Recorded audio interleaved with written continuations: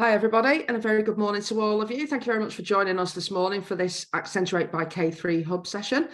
For those who haven't virtually met me before, my name is Marie Wadeson, and I'm a Managing Director here at Quantuma. And on behalf of our parent company, the K3 Capital Group, I am responsible for the K3 Hub, which is a member network for professional advisors developed by us and other companies within the K3 Capital Group. Since we launched in the spring of 2021, 2,400 like-minded members from across the country have joined the network, through which they've accessed a range of CPD and training sessions not dissimilar to today's event, and referral fees for certain types of work referred into our group.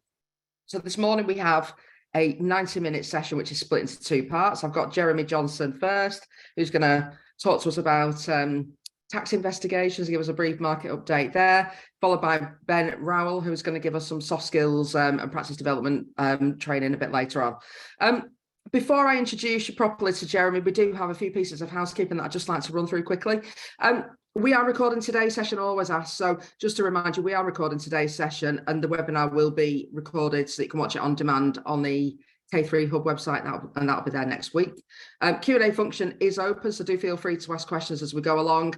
What I'll do is handle the questions for Jeremy at the end of his session. And again, I'll hold back any questions for Ben until the end of his session. I'll be putting your questions to our speakers, and I've just covered that point, so I won't cover that again. Our preference is that you use Q&A function to ask questions rather than the chat function. That just helps keep our speakers knowing where they're looking on the screens. Anyway, on to today's session in that case. So I'm very pleased to welcome back my colleague, Jeremy Johnson, who is the MD at Intax, which is one of our sister companies here at the K3 Capital Group. Jeremy specialises in tax investigations and helps clients to proactively manage and resolve HMRC inquiries, disclosures or risk reviews, whether fraud, evasion, avoidance or other inquiries. For his sins, he is a former senior HMRC inspector and therefore has substantial insight into the approaches and procedures adopted by HMRC and understands the boundaries within which it should operate. Jeremy has just also informed me that he's an Arsenal supporter, but I'm choosing not to hold that against him today. In his session, Jeremy will look at the latest HMRC areas of focus and notices of requirement to provide security. So Jeremy, welcome back to the K3 Hub, and over to you. Thank you very much, Marie. Good morning, everybody. Thank you for joining us this morning. I always feel slightly guilty joining these sessions and starting people's Fridays off with doom and gloom around HMRC, but we'll make the best of it. As Marie said, I'm going to touch on a couple of things. Firstly, a few areas of focus or campaigns that HMRC seems to be looking at the moment. And a few points related to that. And then secondly, just talk about notices of requirement for security. HMRC is increasing its activity in that area. So just touching on what they're doing, what it means and what clients can do if they find themselves on the receiving end of that. So if you want to skip to the next slide, please, I'll cover a few areas that HMRC is active in at the moment. The first of those is offshore disclosures. HMRC is still sending nudge letters.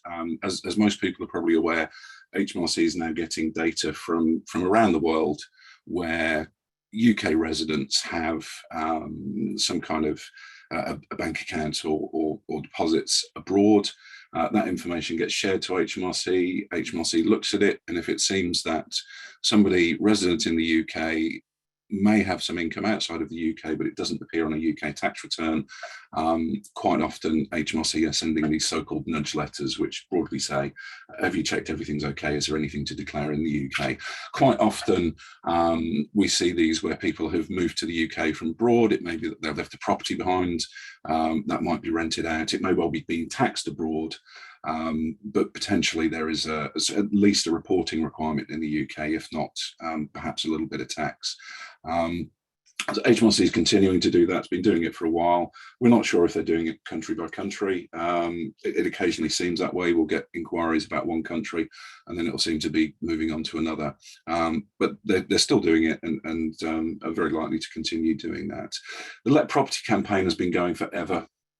And it still continues. It's still generating cases. I think in the UK, I mean, there are a lot of deliberate landlords in the UK, people who specifically want a portfolio of rental properties. But there's also a fair population of kind of accidental landlords where people have moved in with partners, or moved on and not been able to sell a house, and the house has been let out. Quite often people are not aware of their responsibilities, whether it's reporting the income or potentially reporting the capital gain when that property is sold. So that you can still make a disclosure, or you can make a disclosure for any issue in relation to tax, but HMRC is still active. It's still going through data and still trying to uncover those areas where people have been non-compliant. Online income campaign is relatively recent, and we've had a number of cases that have flown out of HMRC's activity in that area. So what HMRC is doing is been looking at people who have an online presence, whether it's they're an influencer and potentially they're generating income through having advertising as part of the content that they provide and being paid for that, or whether individuals have got an online store at Amazon, for example, or eBay.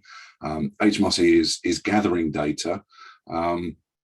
It has been sending out these so-called nudge letters to people that it believes have been making income online, but not declaring it.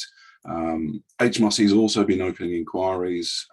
We've recently got a fraud inquiry, which is probably as a result of some online income that's been earned. So we're seeing cases both in relation to content, people who are generating content and earning money from generating content, but more frequently we're seeing cases where individuals who've got some kind of online store selling items, and they failed to declare that. And maybe, in some cases, people have simply not been aware, particularly if it's not a massive amount of income, that there's something that they needed to do in relation to that. The labour provider market is of quite significant interest to HMRC at the moment from a number of directions. Mini umbrellas HMRC doesn't like. There are still umbrella providers out there who are using so-called loan schemes, so they're only paying individuals a small wage and purporting that the balance of the money that's being paid is a loan and not taxable. There's quite a lot of criminal investigation into various areas of that. But in terms of the impact on clients at the moment, if you have clients who do buy in labour from some kind of labour provider, whether it's a mini umbrella or an umbrella company or whatever it might be, supplier due diligence is really important, because HMRC is so active in this field. Just not just in terms of who the supplier is, are they registered for VAT, but also looking at the commerciality, because we've heard HMRC saying things like, well, if you're buying in labour at a rate where it looks like your supplier simply can't be making a profit, the inference is their profit must be an amount of tax that they're simply not paying. That's how they're making their profit margin, because they're supplying labour at such a low rate. You're not necessarily complicit in that, but there are ways that HMRC might be able to move a VAT liability, for example, of your supplier if they disappear and without paying VAT onto you, if you haven't done a sufficient amount of due diligence into that, so-called kittle claims. So anybody involved in the supply chain of labour, really important to do due diligence of who is supplying you, and potentially a few steps down that chain. Finally, offshore and company ownership of UK property. It's had to be registered recently. We understand anecdotally that HMRC is doing a lot of work looking at the data that it's got, and in some cases, I think looking where it believes it knows what entities own properties, but it hasn't been declared, and seeing if there have been failures there. It could be that actually you've got an offshore company that owns UK property, but the director is in the UK, so it should be UK tax resident. There could be remittance issues, but we understand HMRCs are looking at a lot of that data. So if you have any clients who do have UK property but not held directly, it's worth looking at that and making sure that everything is as it should be. So those are a few areas that HMRC seems to be either continuing or starting at the moment. If we can move on to the next slide, please. Notice requirement to provide security. I thought I'd talk about this because we've had a few cases recently, and I'll go over a few figures in terms of the increase. So a notice of requirement to provide security is effectively HMRC saying to a taxpayer, whether it's a company or an individual, you are going to pay a deposit of tax. And this is in relation to VAT, pay-as-you-earn and NICs or environmental taxes. So it's HMRC saying, we think there's a risk that tax is not going to be paid, so you're going to put money on the table. Typically, or historically, these were used most frequently in cases where HMRC saw a lot of phoenixism. So you'd have a company running for a period of time, running up a VAT debt, liquidating without paying the VAT, and then the same management team or the same directors would start a new company doing exactly the same thing, and you'd get repeated phoenixism. And HMRC was continually losing out on VAT. So by using a notice of requirement, once you've got that situation where a company's gone pop and then a new company starts up with the same team the next day, HMRC would go along and say, well, we think you're high risk. You're going to pay us on day one a certain amount of money that we will keep as a security just in case you do the same thing again. The impact of receiving a notice of requirement for security is that non-payment is a criminal offence. It's not a criminal offence that anybody can go to prison for, but it is a criminal offence, and there's a penalty that can be applied if the security isn't paid. In relation to a notice of security for VAT, every supply that is made after the notice of security is issued, if that notice of security isn't paid, every supply potentially attracts its own penalty of up to £5,000. And again, it's a criminal penalty. So they're a pretty serious issue. They're usually only issued for fairly big numbers by HMRC. And in terms of the numbers of these that HMRC are issuing, we did a freedom of information request a little while ago and got some figures back from HMRC in terms of how many of these they're issuing at the moment. And in terms of pay-as-you-earn, and I'm just looking at another screen where I've got the numbers. So pay-as-you-earn, 2020-21, 428 were issued. The following year to 2022, 731. And then the year to March 23, 1,291. So the number of securities issued since 21 has tripled.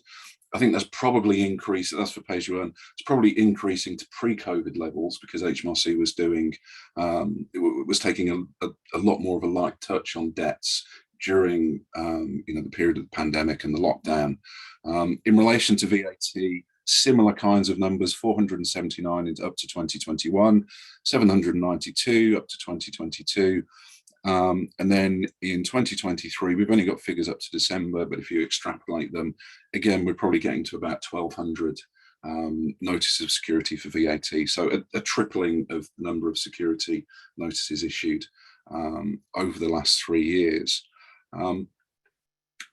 In terms of, if I can skip to the next slide, in terms of what can be done, as you know, it's a serious issue, a notice of requirement. Potentially, it's a business-ending issue as well if it can't be managed. In terms of what can be done, one option obviously is to pay the notice if the funds are available to pay the notice. You can discuss potentially with HMRC whether that notice is the right amount. Quite often, if it's being issued in relation to arrears, then HMRC will calculate it as the arrears plus maybe 3 months of future VAT or pay-as-you-earn. You can ask for, or potentially in relation to that, you can accept a review and put some representations in. What we're seeing as a little aside, as HMRC has been increasing the use of these, we're seeing that increasingly then they're not issuing them in relation to these multiple Phoenix situations. they're issuing them where there has just been a buildup of debt. A lot of companies have had cash flow squeezes over the last few years. Some companies have fallen into arrears. They've tried to discuss payment plans. And so HMRC has been issuing these where there's just a buildup of debt. There's not necessarily, deliberately naughty behaviour. It's a cash flow and it's a payment issue. The other thing to note in relation to that is we've seen a number of instances where a client has fallen into arrears, has been having discussions with HMRC's debt management and banking unit. And then debt management and banking have said, well, we have to escalate this. It's now too big for us. We're going to move it to another team, wait for that team to get in contact with you. It's then been several months before the next team has got in contact because they can't be approached directly. And in the meantime, HMRC's issued a notice of security.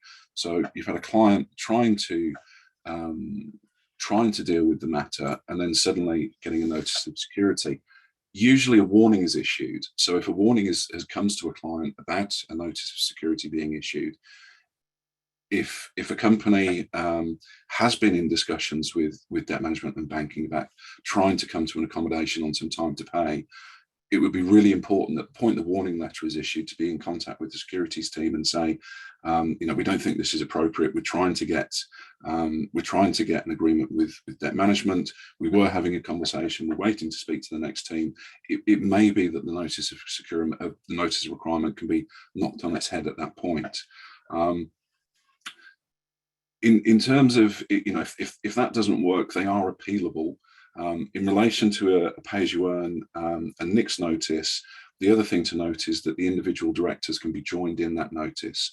So as well as sending the notice to the company, it may well be that the directors are jointly and severally sent notices, so they're each individually liable, each individually subject potentially to penalties, and each of them would have to appeal. So you can submit an appeal. Pay as you earn, you can appeal to HMRC. You can potentially then notify to the tribunal. If you're going to appeal in relation to that, you need to either accept a review or notify an appeal directly to the tribunal, and you can argue your case in front of the tribunal. It's worth noting, though, that if the tribunal ultimately upholds the notice, then if a company has been trading during that period while the appeal was ongoing, at the point that the tribunal upholds the notice, potentially HMRC can come back and seek to apply a penalty. So the companies are in a strange no man's land while that appeal process is going on. Another thing that can be done and is potentially successful is if conversations are being had with debt management and banking about time to pay. If debt management and banking can be convinced to come to an agreement in relation to paying the debt, it may well be that the securities team would agree to withdraw that notice, because the risk, as far as HMRC is concerned, the risk has actually been dealt with. There's an acceptable time to pay in place. The security isn't needed.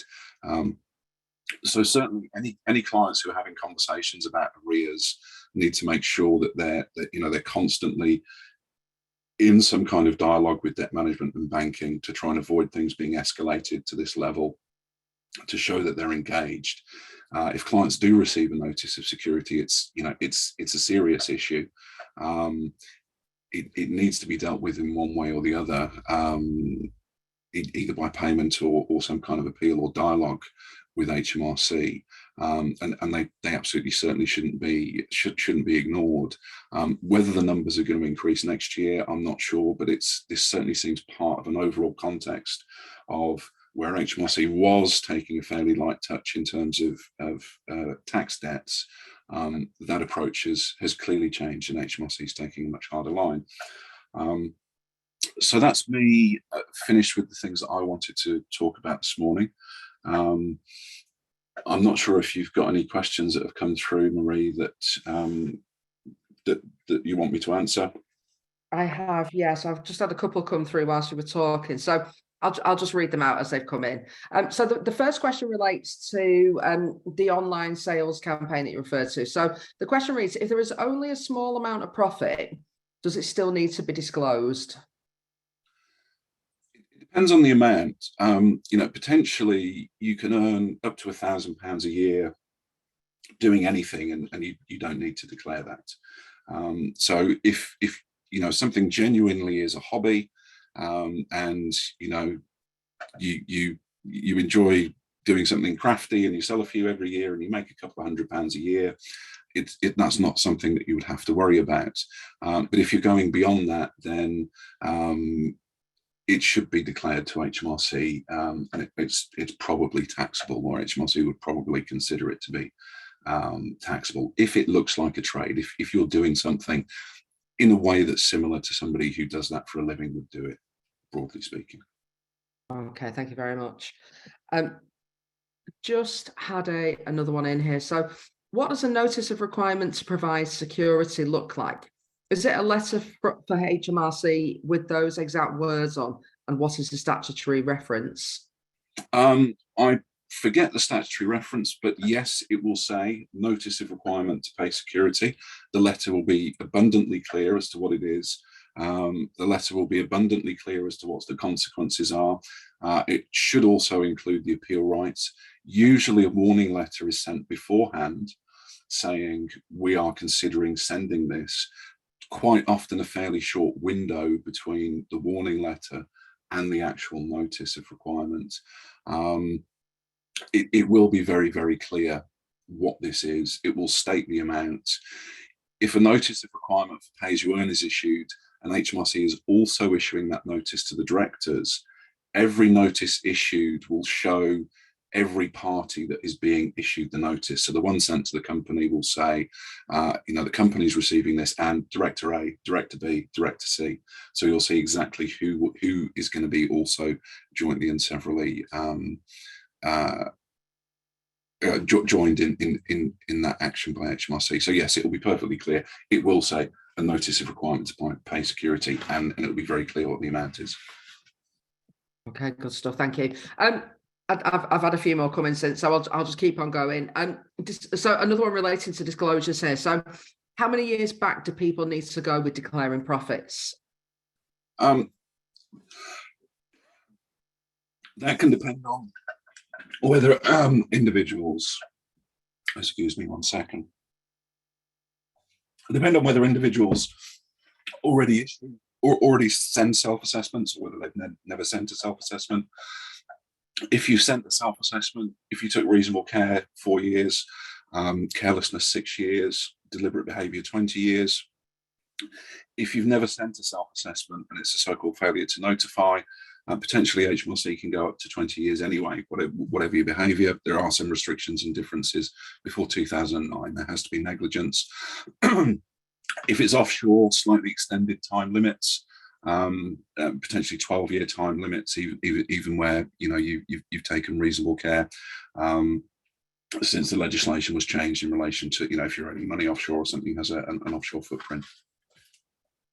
Great, thank you. And I think this one final question for you, then, it's coming from Shafi.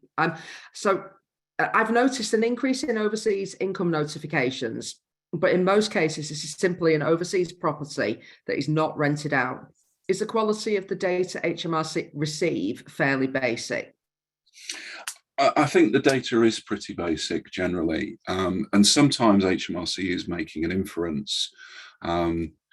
So it might be that it receives, if there's an overseas property, it's very likely that there's an overseas bank account just to pay the bills, etc.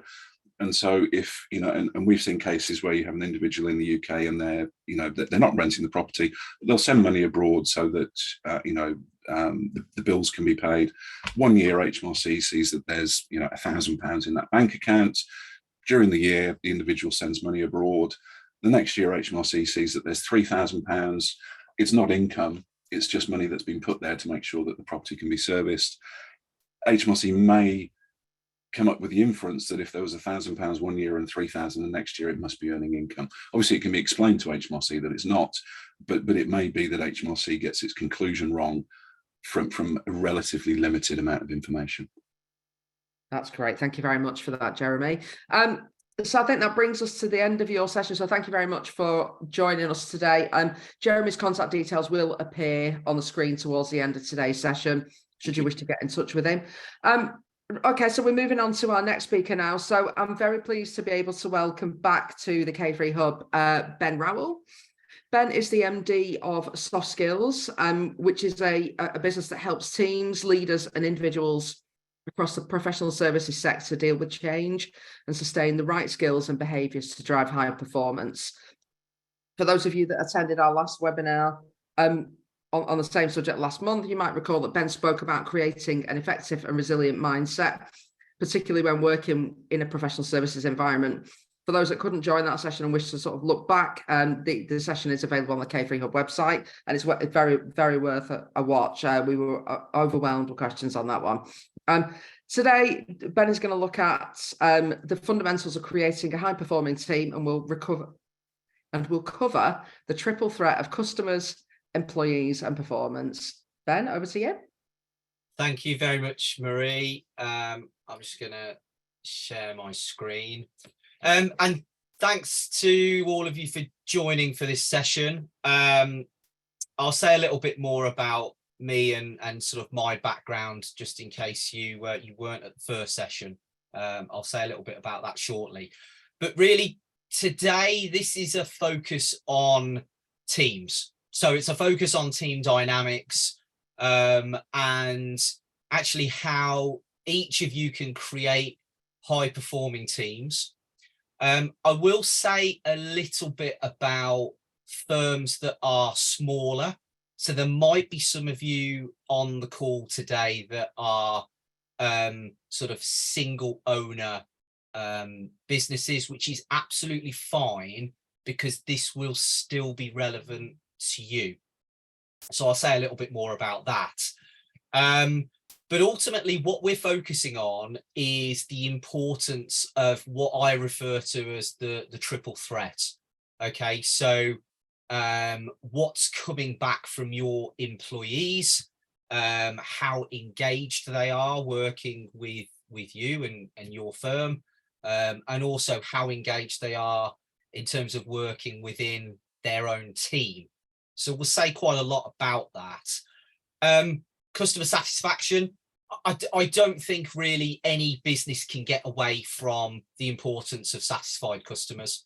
And actually, when you've got a high-performing team, it makes it easier to interact with your customers, for you to take feedback from your customers, and actually deal with that feedback in a really mature way.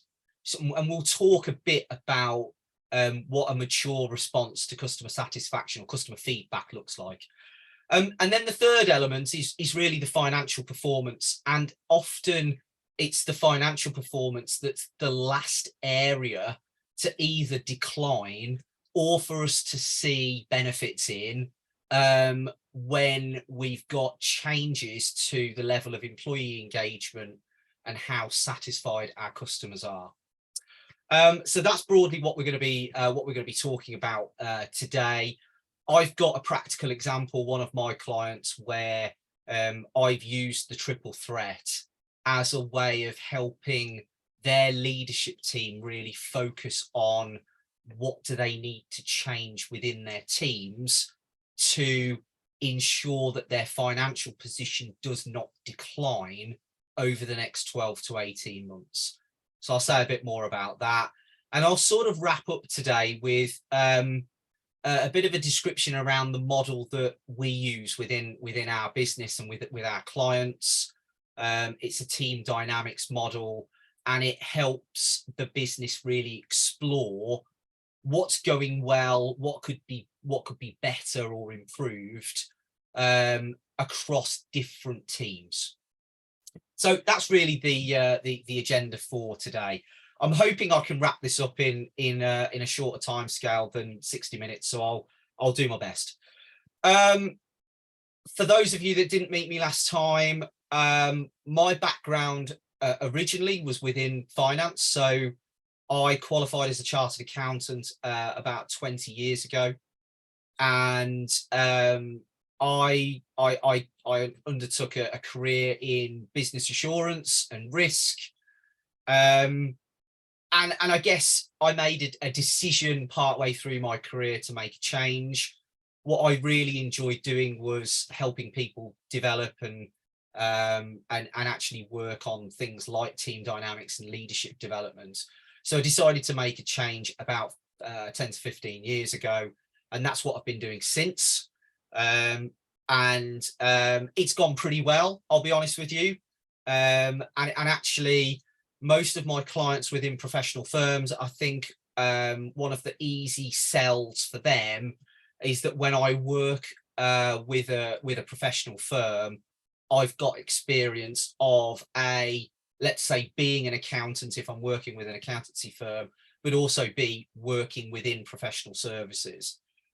So it does help when I'm sat in meetings, listening to conversations. I can sort of follow the technical part of the conversation whilst also looking at the team dynamics and the individual behaviours. So that's kind of how I add value with many of my clients. Okay, so let's start with a bit of a poll question then. So which of the following areas do you worry about most in your firm? Now, appreciate that you might say, I don't worry about any of them, or I worry about all three of them because they're all important. But if I was to put you on the spot and say, just pick one, which one would you go for?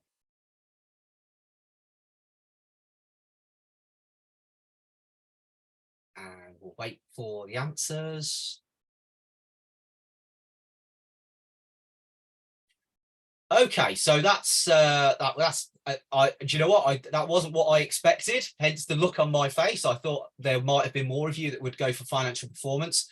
Customer satisfaction, excellent. You know, I mean, I often find that if you are, I guess, switched off or not open to really improving how satisfied your customers are, it does impact on both your financial performance and your employee engagement. And we're going to look in a minute at sort of how these three areas link together. No doubt that actually all three are very, very important areas for you to run a successful firm.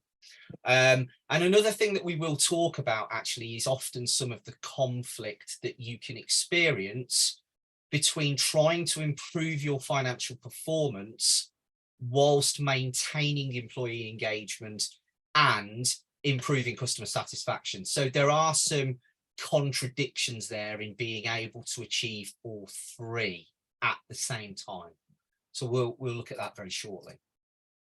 So let me explain a little bit more about this approach that I use with clients, and which I think in my opinion is common sense. And no doubt within your firms there are times where you have conversations around how engaged are your employees, are we meeting the expectations of our customers, and are we performing financially. So it's sort of a no-brainer to focus on these three areas. What I mentioned earlier though is that actually any one of these areas can affect the other two. So you've almost got to have your eye on the ball in making sure that you can keep all three areas at the very top of its game. And it is hard. It is very difficult because it involves a level of change. And depending on the size and the structure of your firm, some of you might find that easier than others. And typically as a firm grows, it becomes more difficult to do all three really well. Now, what I've given you here is some key points for you to think about in terms of, well, how can we understand, monitor, assess, and actually improve in these three areas?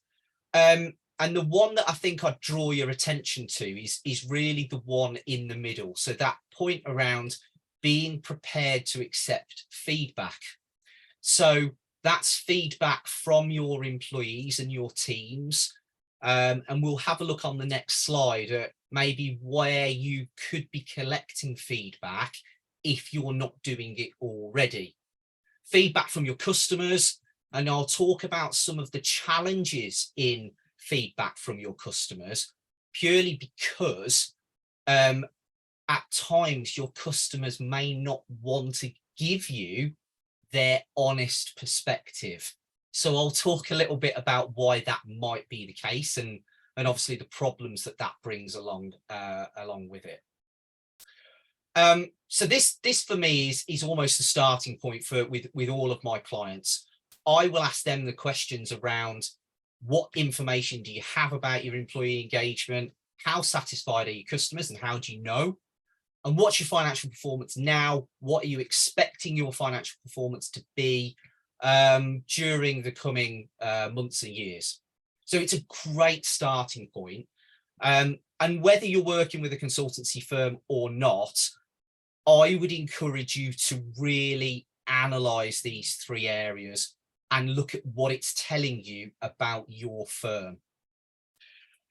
So let's talk a little bit about the engagement piece. And I mentioned right at the beginning that this is just as relevant to a large firm as it is to your one-man bands, okay, your single owner organizations, because there is still the question that you can ask yourself as a sole owner: how engaged am I? So how do I actually feel about running my business? And, you know, having been in that position myself, and referring back to some of the things that I spoke about in the last presentation, the existence of stress and pressure doesn't go away whether you are running a business on your own or you're running a business with 2,000 employees. So the engagement question is still relevant, and I would encourage you to think about actually how frequently do you check in? How frequently do you ask yourself, how am I feeling? What am I dealing with emotionally? Am I finding this really hard? And obviously, more importantly, what can I do about it?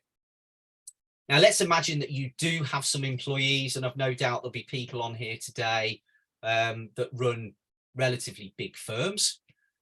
How seriously do you take the feedback from your employees?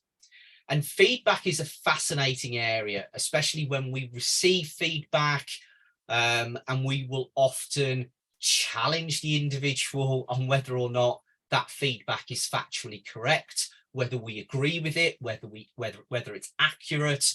And sometimes we can actually get quite defensive. We find that we start to defend our own position rather than just listen to what the employee is saying.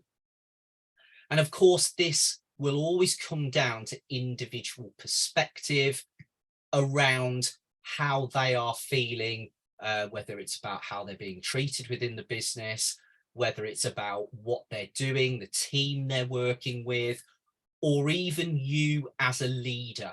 How do you take that feedback about you, your style, and actually how you behave in a leadership role? So all of this stuff sends a very, very clear message to your employees around whether or not you are prepared to change and listen to the feedback that they are giving. Now, employee surveys are nothing new. I'm sure there are many of you out there that have your own employee surveys within your business. Again, I would ask you that question: how seriously do you take that feedback? And also, what do you do with it? How do you demonstrate that you are listening to your employees? And many of my clients often struggle with this aspect. So they'll do the right things in terms of creating some very good surveys, asking individuals, analysing the information, but not necessarily then sending the right message back on what they're going to do with that feedback. And often what you're looking for as an employee is the fact that someone's listening to you, and that leadership, whoever that might be, a senior leader is going to do something about what's been fed back. Now, I know this is challenging, especially if you're getting employee feedback, which as a leader you read about and think, well, there's not a lot we can do about that. As a firm, this is the direction we're going, and that means that we're going to have certain employees that feel a little bit uncomfortable, disgruntled, whatever it might be, around where we're going as a firm. The important piece is still to listen. It's still to understand, and it's still to discuss those elements of feedback with those individuals. That's really important, and it sends a clear message that you are taking it seriously. And what you've got on this slide are a few questions that I encourage my clients to use, just because not only does it give you an aspect of employee engagement and how people feel about working for your firm, but it also tells you a little bit more about leadership. It tells you about whether your teams and your employees understand the business strategy and actually where you're looking to go. So they are really good questions that you can probably build in. So I mentioned earlier about customers and actually some of the challenges that you can get from the whole concept of feedback. And that's because sometimes feedback doesn't land very well for any of us. We can become defensive, or we can just very quickly make excuses around why that feedback isn't particularly relevant to any of us. But it's also challenging to give feedback as a customer. And some of you may have experienced this, maybe not within your firms, maybe outside of work, where you've not received a particularly good service, but you feel a little bit apprehensive about giving feedback. You might be asking yourself, well, what's the point? Okay, is it really going to change anything? And you sort of convince yourself not to say what you really want to say. You leave that environment, and inevitably you go and tell people about the bad experience that you've had, but you didn't give the feedback. And that's pretty standard. That's pretty normal behavior. And just bear in mind that you are likely to have customers that behave in the same way. They will almost accept certain aspects of your performance and say to themselves, do you know what? We'll let it go. Actually, I'm not that bothered about it. Now, I'm not suggesting that all of your customers would be like that. I'm sure you will have some customers that maybe go to the opposite end. So they regularly give you feedback. They're always on the phone. They're always explaining how they're unhappy about something that you or one of your teams is doing. And actually, that can lead almost to an overload of feedback from that client. What is interesting, though, is how you as a leader then deal with that feedback and what you communicate within your firm.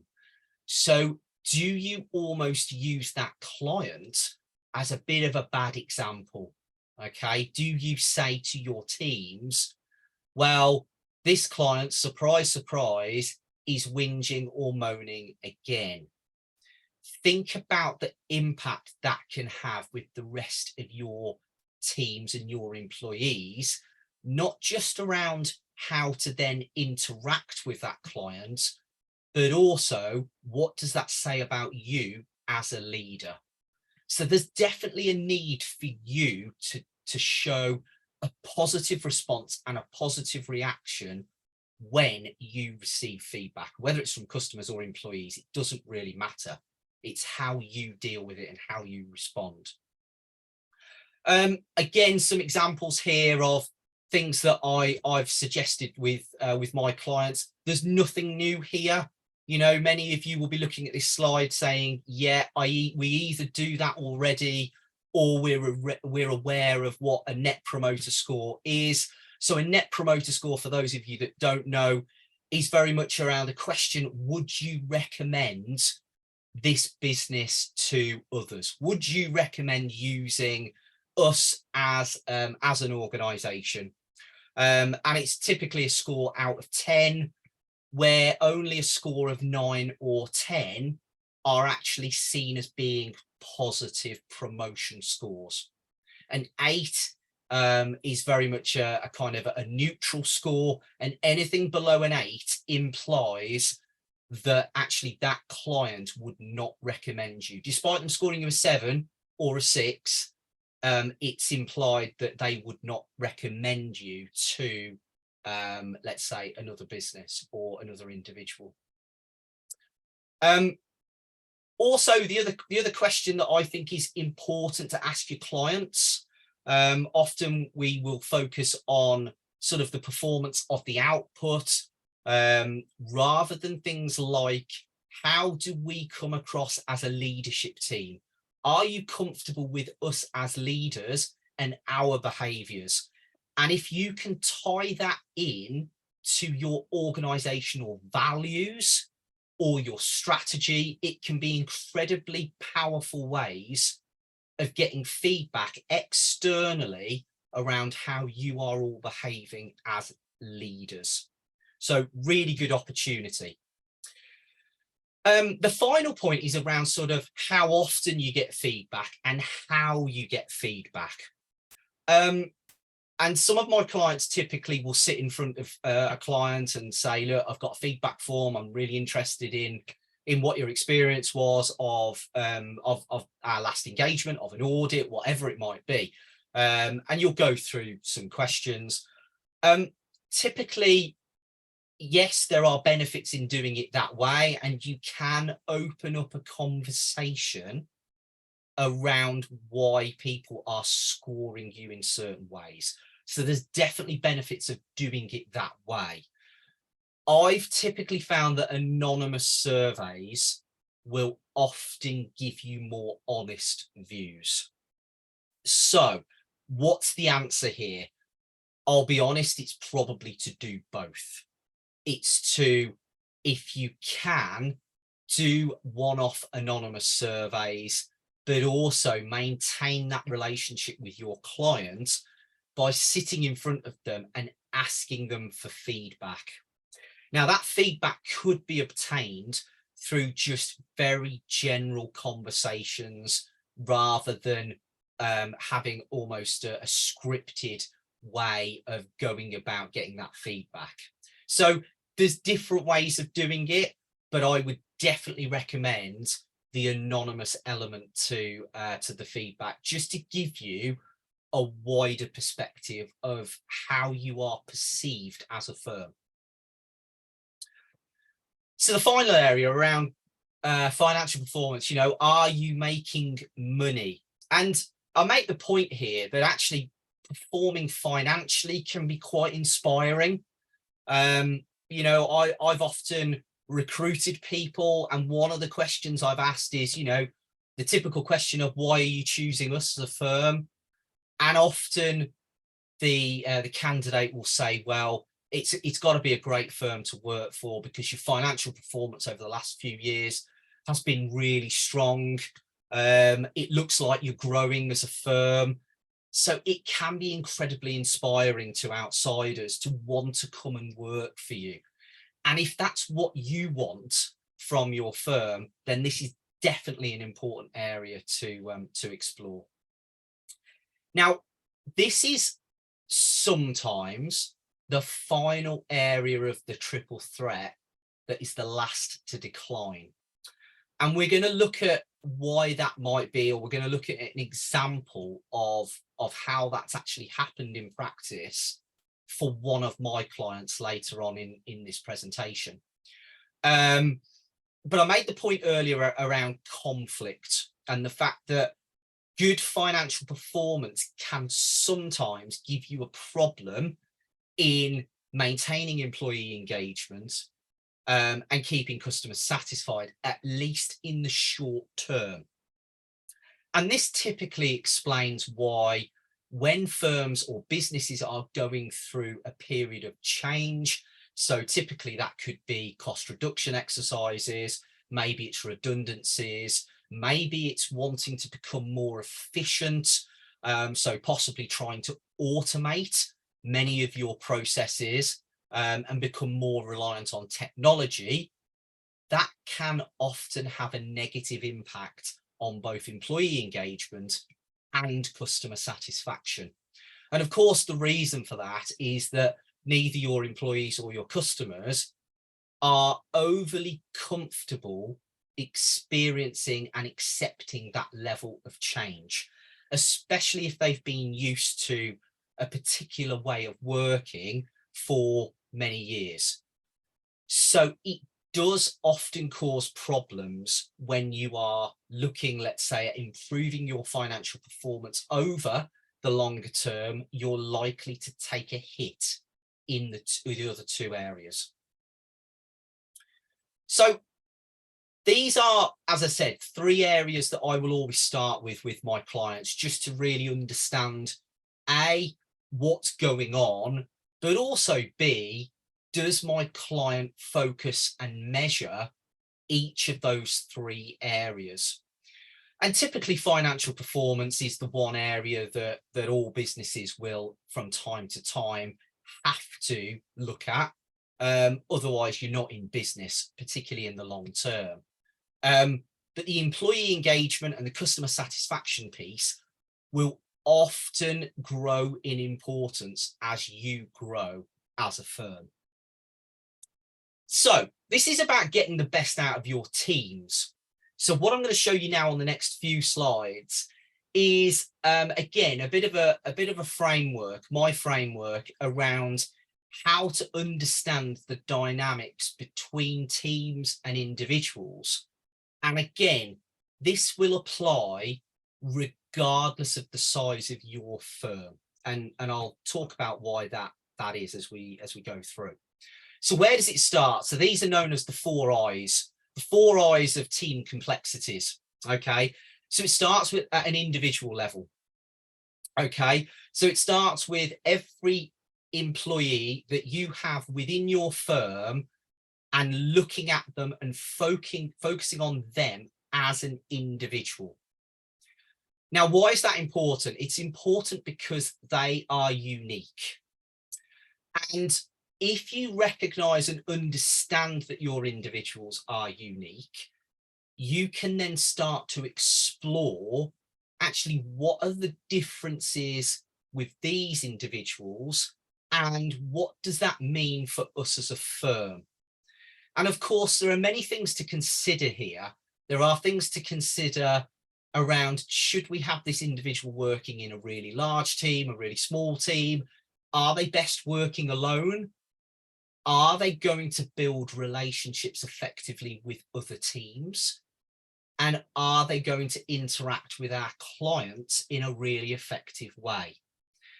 And a lot of that information can be obtained by investing time in really understanding the individuals. Things like, what's their personality and how does that differ to other people within the firm?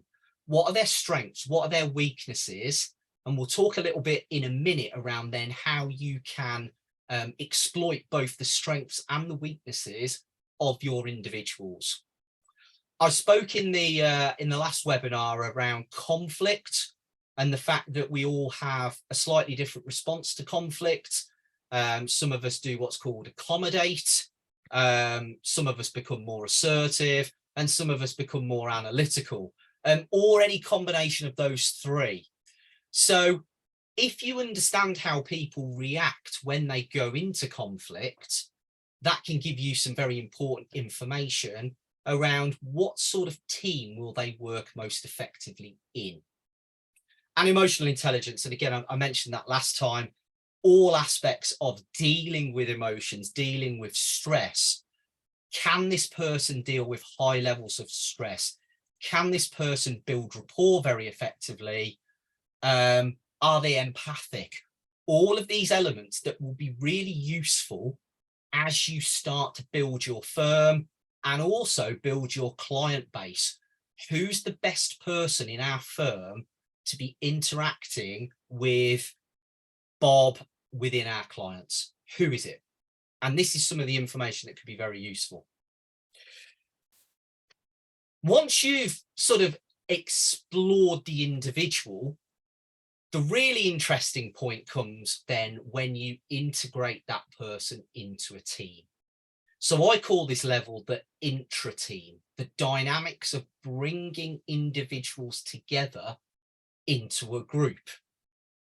Now, what many of my clients have wrongly assumed in the past is that when you create a team, it is simply a cumulative view of all of the individuals in that team. And I can honestly say it's far more complex than that. And the reason it's more complex is because when you put an individual into a team, you are not guaranteed that they are going to behave in the same way that they would when they are out of that team. And in fact, I can say with some certainty that it's quite rare that you will get an individual that behaves in exactly the same way. And some of the really important factors around that are very much the social influences and the social dynamics. When you bring people together, it changes how they behave. They become more aware of how their behaviours may or may not be accepted within the group, especially groups or teams that are in much earlier stages of formation. And typically what you see with a team is as they go through different stages of development and they become high performing, what you then start to see are more authentic individuals within a team setting. But it typically takes time. And there's almost a level of facade that you will see from many individuals when you bring them together into a team environment. And this is why team dynamics is difficult and complex to get right. The other thing, obviously, to consider is how different personalities and different styles can obviously create a clash. Most of us have heard the phrase personality clashes. And typically that can happen within a team. And what is interesting about bringing personalities together is that sometimes you can get two people with very, very similar personalities that will clash just as much as two people with almost opposite personalities. So it is a fascinating environment to work in when you start bringing people together. And I'm no doubt most of you have seen this within your firms. So let's then go to the next level. So this is the level that often, not always, but often causes the most conflict and frustrations. So it's the interactions between your internal teams. And at this point, we are still internal within the firm. Now, depending on the size of your firm, it could be interactions between your finance team, your HR team. Maybe you've got an operations function, your leadership team. That's a separate team in itself as well. And often what happens, and one of the reasons why you get conflict between these groups, is that because their priorities as a team are different. Or are they?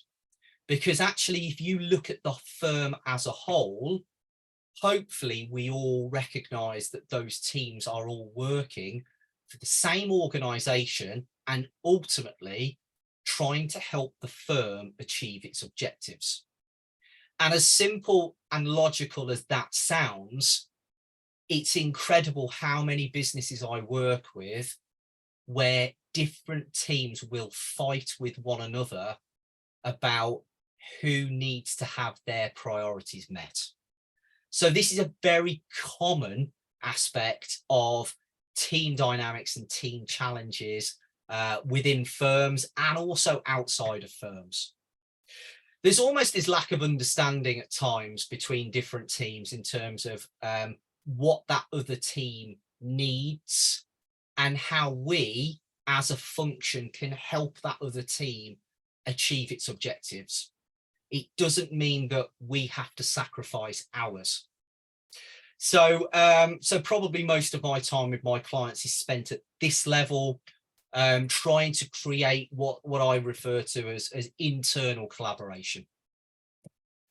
And then finally, there's the integration level. So this is the external interaction. This is more your stakeholder engagement piece.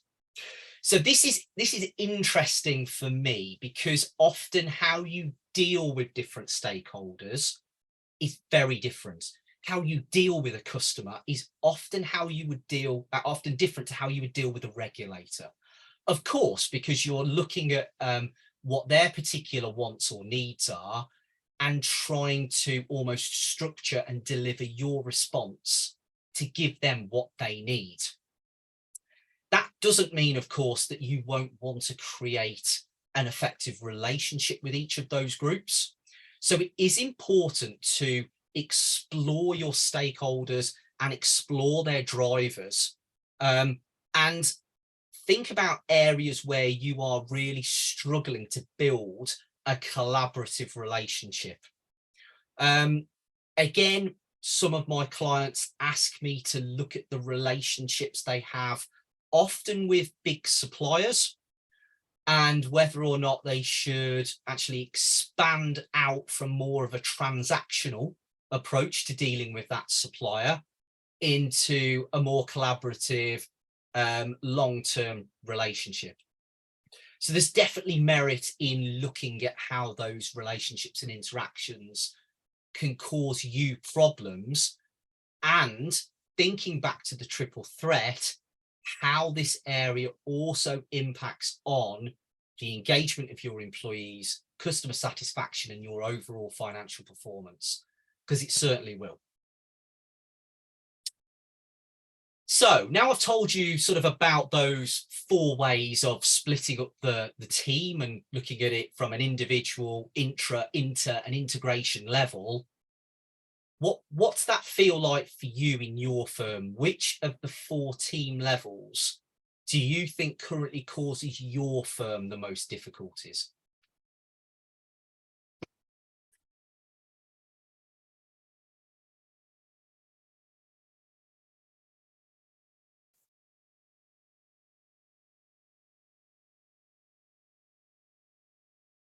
Okay, and the results are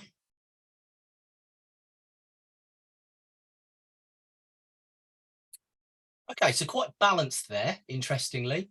So the inter-team, 38% of you are saying that that's the area that sort of causes the most difficulty for you in the firm, which is, as I said, typically what my clients experience. Understanding the individual is a really good place to start, actually.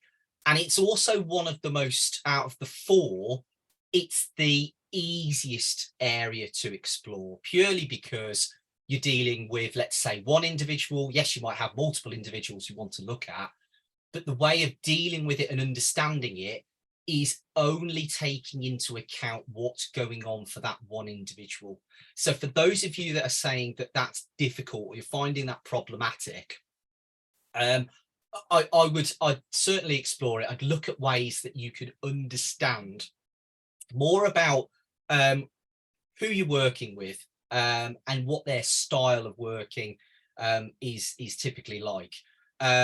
And the previous slide gave you some examples, you know, around personalities, conflict management, emotional intelligence, ways of actually looking at that and understanding more.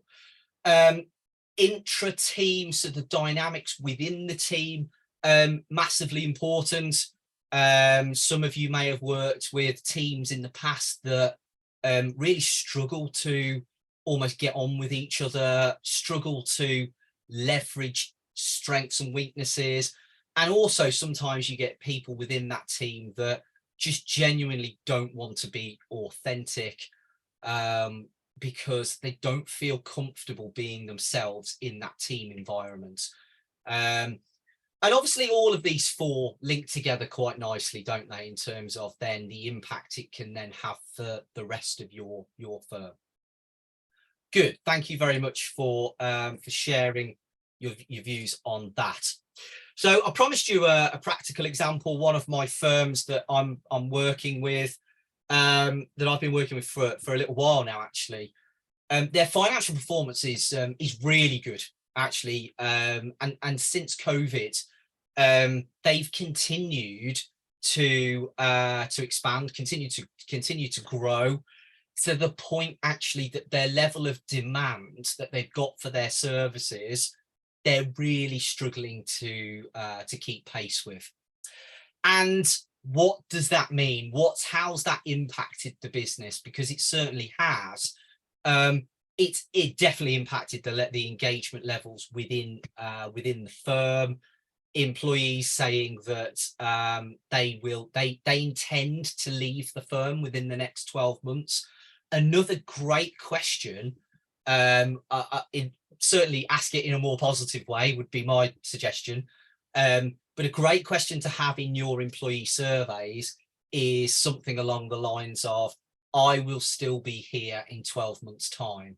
And whether that person agrees, disagrees, etc., with that question. And it's something that you can track over time. And it's something that my client had been looking at. So they were starting to notice some worrying trends about how employees felt about working with the firm. Stress levels were increasing, time off was increasing, working hours were increasing. So all the signs that would worry you, hopefully, as a partner of the firm. And the third element around customer satisfaction, interestingly, my client didn't collect any data on how their customers were feeling about their service. It was all very informal. So it might be how's things, is it going okay? And the client would say, yes, it's not too bad. So what did I do? I first of all, I focused on helping the firm nail down some better ways of obtaining customer satisfaction information. And that was really important, because actually over the last 6 months, it's now become more visible to the firm how the customer satisfaction levels are starting to decline. And part of that is down to actually how employees are behaving and engaging with customers. And the customers are starting to notice that the employees are stressed, that the employees are not enjoying working for this firm. So that was all very useful data to use with their leadership team to say, here's some really good measurable things that tell us that you do have a problem. We thought you had a problem, but now we've got some more useful information around it. Where we went next was then to look at actually, well, what's the focus at the individual, the intra and the inter-team level initially? How are people dealing with stress? How do people react when they're in conflict? So let's look at the individual levels. Do we get the best out of people when we put them in a team environment? No, we don't. Actually, there's a lot of people having to do certain things rather than utilize the strengths of other people in the team. So we made some changes there. And inter-team, so the firm almost had what many of you have heard in the past of kind of silos. So you've got a siloed approach to running a firm. You've got lots of teams that operate and focus on their own priorities, but aren't really considering the needs of the firm as a whole.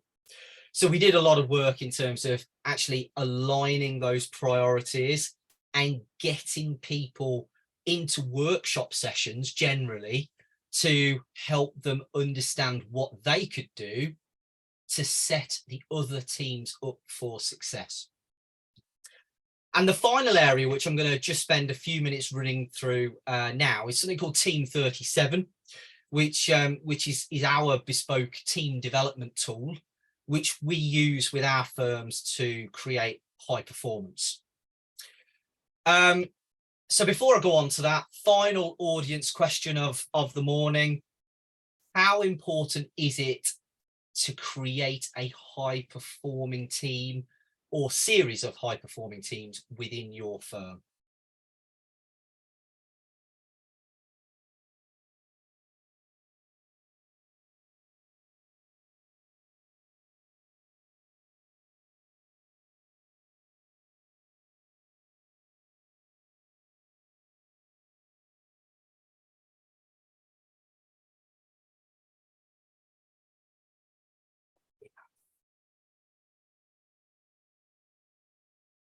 Okay, so 7+ is generally the consensus here, which is great. I mean, and I'm really pleased that you share that view that high performance in your team environment is definitely critical to being successful. And actually, what I typically find from clients that maybe don't embrace the high performing team approach is they'll often underestimate the level of inefficiency that they have in running their firms, and they'll often duplicate, they'll often find themselves in meetings that they don't need to be in. Why are they in those meetings? Often because people are misunderstanding or misinterpreting the intention of another individual or what another team's trying to achieve. So creating high performance is great from a number of perspectives. One of those is definitely around efficiency, and another area is really about the engagement, customer satisfaction, and ultimately your financial performance as a firm. So final few slides. So this is our framework, and we use this with our clients to explore different aspects of what's going on within their teams, what's going on for individuals. This is not a cyclical model. So actually what you can do with this model is start anywhere. As we go through the 6 segments, and I'll explain a bit more about each one, you may feel that within your firm the basics are definitely in place, but actually you've got an issue because you're trying to build a number of teams. So what does that mean? What are the things that you should focus on? What do you maybe need some support with? Or maybe you look at this and you say, well, there's definitely 5 out of the 6 here that I'm comfortable with, but we've got a lot of challenges as a team. Maybe we've got a bit of complacency. Maybe we've got an organization that thinks and acts like it's high performing, and it's got to the state where it's starting to become complacent. How do you deal with that? And what are the risks that can bring if it hasn't already materialized? So very quickly, just to run you through these slides, I'm conscious of time. What are the basics about? And you might be surprised how many clients I work with where I spend time with their teams and I ask them, actually, why are you here as a team? What's your purpose? And many teams can't answer that question. Or more interestingly for me, you get inconsistent responses from different members of the team. So a good takeaway for all of you is maybe to go and ask people in your teams, what's the purpose of this team? Do they understand why they're there? And also how that team fits within the wider business culture. That's really important. Can people describe that in a way that fits with your firm values? And you know, many of my clients want to ignore this area almost as a, well, we must have that right, mustn't we? But that may not be the case. It's definitely worth exploring. It also covers things like communication. So how should you communicate as a team? What's the best methods of getting your messaging across? And it depends obviously on what you do as a team and what you've got to deliver, and who you're dealing with. But sometimes teams won't necessarily think about that, and they'll often communicate either in a particular way that doesn't always work for other teams, or they'll just do too much communication in different ways, which isn't positive either. So definitely worth exploring the basics of your teams and whether they understand why they're there and actually what they're there to achieve. Individual excellence is really going back to that individual level and exploring a little bit about the confidence levels of those individuals, what beliefs they have, and where do they see themselves going? What's their purpose as an individual? This also links into many of the other things that I've mentioned, things like emotional intelligence, but also the bias and beliefs that they will have cognitively and how that affects their behavior. How does that help us fit them into a team environment? Building the team. So, this is definitely around how we create a more harmonious team environment. How do we actually build rapport and relationships within those teams? Do we have the right fit? And how can we create the right fit if we've already got a team in place? And actually, we're not going to be changing many things over the next few years. What can we do about that? Growth. So if you are in a place where actually you think, do you know what, we're ready to go on the next journey. We think we've already got high performance within our individuals. We've definitely got the basics right. Let's look at the growth that we can all go on, both individually and as a team. And this links back to feedback. So the point that I made earlier in terms of how accepting are you and others in your firm around getting feedback from other people? How curious are you and how much do you have a desire to learn and develop? And if you don't, I work with a lot of individuals that say, do you know what, Ben, I'm at that stage of my career now where I'm just comfortable. I'm not looking to go and do courses. I'm not going to go and accept lots of challenge. I'm really comfortable with where I am. So I'm not really looking to grow much more. That's great information, isn't it? It might not be what you want to hear, but it's fantastic information that you can then use when thinking about the dynamics of your teams and how this individual will still add value, because inevitably they will. Crossing boundaries. This is largely linked to the integration phase. So this is your sort of external collaboration. How do you then create those relationships? It's also about the inter-team level as well, because it's looking at things like breaking silo mentalities across your firm, and how you can create more harmonious teams to improve your firm as a whole. And the final bit, and I mentioned this earlier, around complacency perhaps, or other challenges that you might experience. There's often times where individuals will outgrow the team, outgrow the firm, decide that actually moving into a different role or a different organization is the right thing for them. How do you overcome that as a firm, especially if that individual has been a really critical part of your business for many, many years? And actually, one of the clients I'm working with at the moment is dealing with some of these challenges because they've got quite a few partner retirements over the next few years. What does that mean? It's definitely a challenge for not just you, but it's also a challenge for the retiring partners who are, you know, giving up a huge piece of their life. So final thoughts from me before I'm happy to take any questions.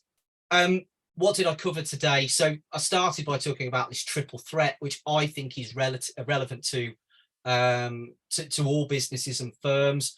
I thought when I was preparing these slides, the existence of a quadruple threat, a fourth area, I think is probably relevant as well, around sustainability, around environmental impact. And I think that's taken far more importance over the last 5 to 10 years as we all become more aware of the impact of our activities and how we impact on wider society. So maybe it's a quadruple threat that we need to consider as well.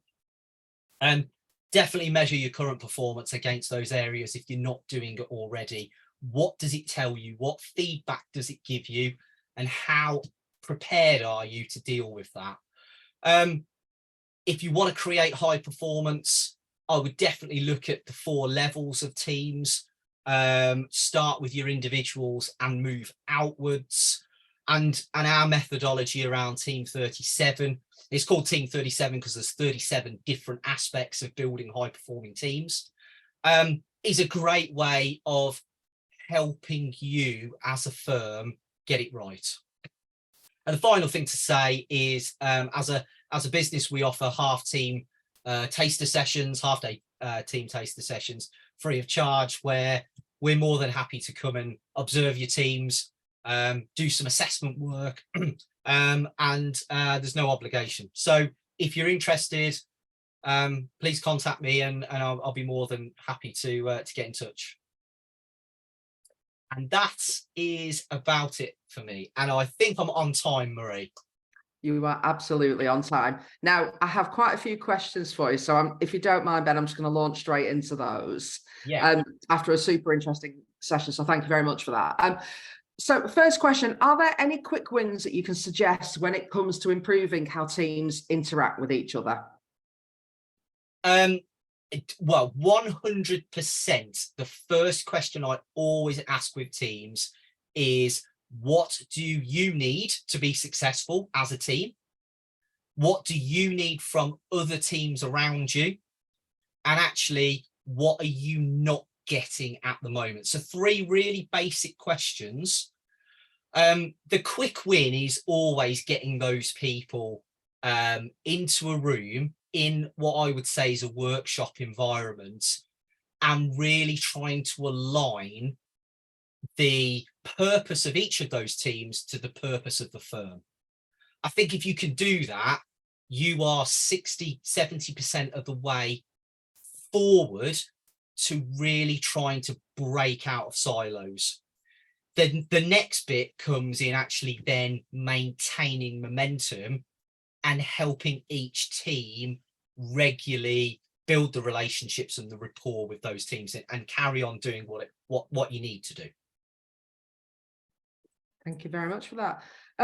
Ben, I just wonder if you might be able to just stop sharing your screen. I think that the team running this may have a slide to share in a second. Next question that's coming. So how can I create how can I create a high performing team when it is just me?